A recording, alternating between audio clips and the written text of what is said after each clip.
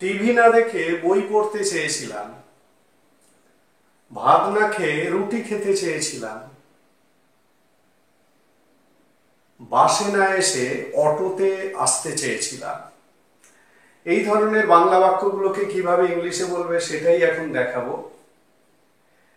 এখানে দেখো, এই বাক্যগুলো প্রথম কথা হচ্ছে পাস্ট টেন্সে আছে। এটা বুঝতে পারছো, চেয়েছিলাম প্রত্যেকটাতেই আছে, মানে অতীতের কোনো একটা ইচ্ছের কথা বলা হয়েছে, কিন্তু সেই ইচ্ছেগুলো পূরণ হয়নি।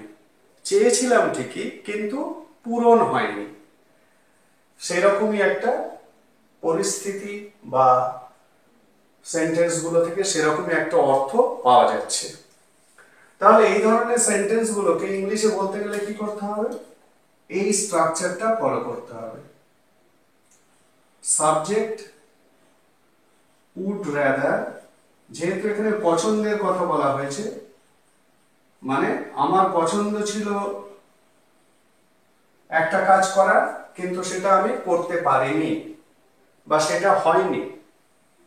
সাবজেক্ট উড রাদার, তারপরে হ্যাভ, যেহেতু পাস্ট টেন্সে আছে হ্যাভ, তারপরে V3, মানে যে কাজটা করার ইচ্ছে ছিল, পছন্দ ছিল, সেই কাজের ভার্বের থার্ড ফর্ম বা পাস্ট পার্টিসিপল ফর্ম এখানে বসবে। তার মানে এখানে কোনটা আমি চেয়েছিলাম করতে, কিন্তু করতে পারিনি। বই পড়তে চেয়েছিলাম, রুটি খেতে চেয়েছিলাম, বাড়ি থাকতে চেয়েছিলাম, অটোয় আসতে চেয়েছিলাম। এই ভার্বগুলোর V3 বা পাস্ট পার্টিসিপল ফর্মটা এখানে বসবে। Subject would rather have V3, বোঝা গেল? তারপরে আদার্স, মানে আদার্স যদি থাকে তাহলে আদার্স বসাবে। নেক্সট দেন, যেটা করতে চাইনি, দেন প্লাস V3, মানে যে কাজটা করতে চাইনি বা পছন্দ ছিল না সেই অর্থে সেই কাজের V3 প্লাস আদার্স।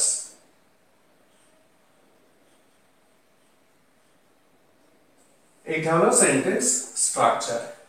এটা আমরা পাস্ট টেন্সের উপর করছি। পাস্ট টেন্সের উপর করছি বলেই উড হ্যাভ, মানে উড রাদার হ্যাভ V3, মানে পছন্দ করেছিলাম ঠিকই, কিন্তু কাজটা বাস্তবে হয়নি। ঠিক আছে, এটা একটা আনরিয়েল বা অবাস্তব সেন্টেন্স। তাহলে টিভি না দেখে বই পড়তে চেয়েছিলাম, তাহলে এই স্ট্রাকচার অনুযায়ী বললে কি বলবে? I would rather have read the book than watched TV. তাহলে এই ধরনের কমন সেন্টেন্স গুলো ইংলিশে বলতে গেলে এই স্ট্রাকচারটা নিতে হবে। তাহলে টিভি না দেখে বই পড়তে চেয়েছিলাম, কে? আমি। তাহলে I would rather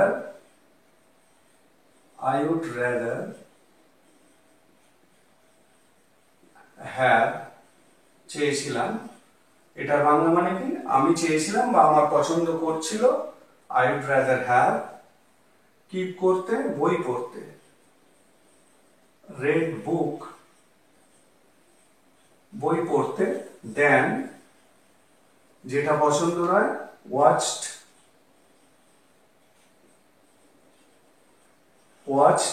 TV। ঠিক আছে, I would rather have read book than watch TV। বোঝা গেল?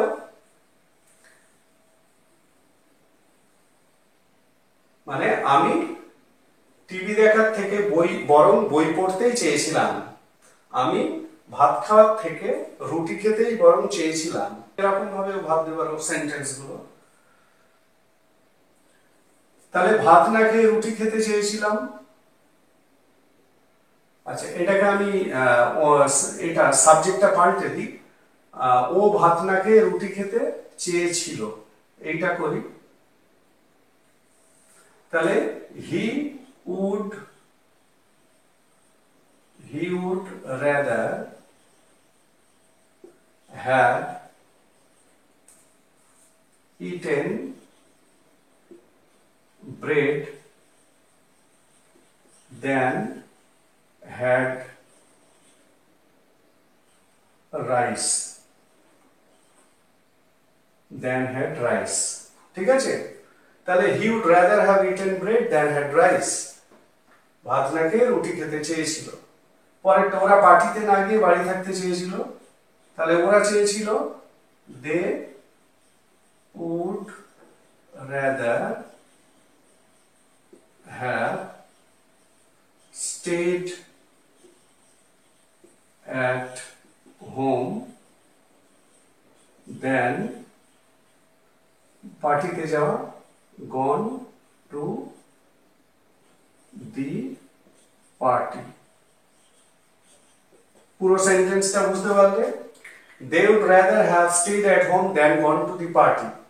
তারা পার্টিতে না গিয়ে বাড়ি থাকতে চেয়েছিল, বাড়িতে থাকাটাই তাদের পছন্দ ছিল বা ইচ্ছে করেছিল, বা তারা পার্টিতে না গিয়ে বাড়ি থাকতেই বরং চেয়েছিল। ঠিক আছে, they would rather have stayed at home than gone to the party।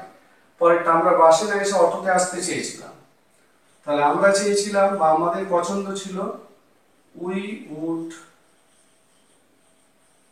rather have come by auto than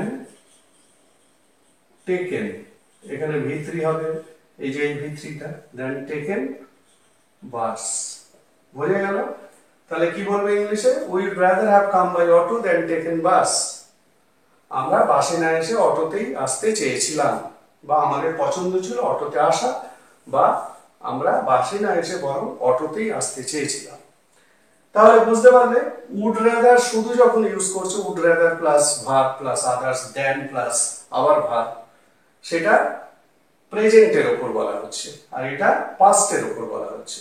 present বা ফিউচার আগে একটা ভিডিওতে আমি দেখিয়েছি যেটা প্রেজেন্ট বা ফিউচার, কিন্তু এটা পাস্ট টেন্সের উপর বলা হচ্ছে।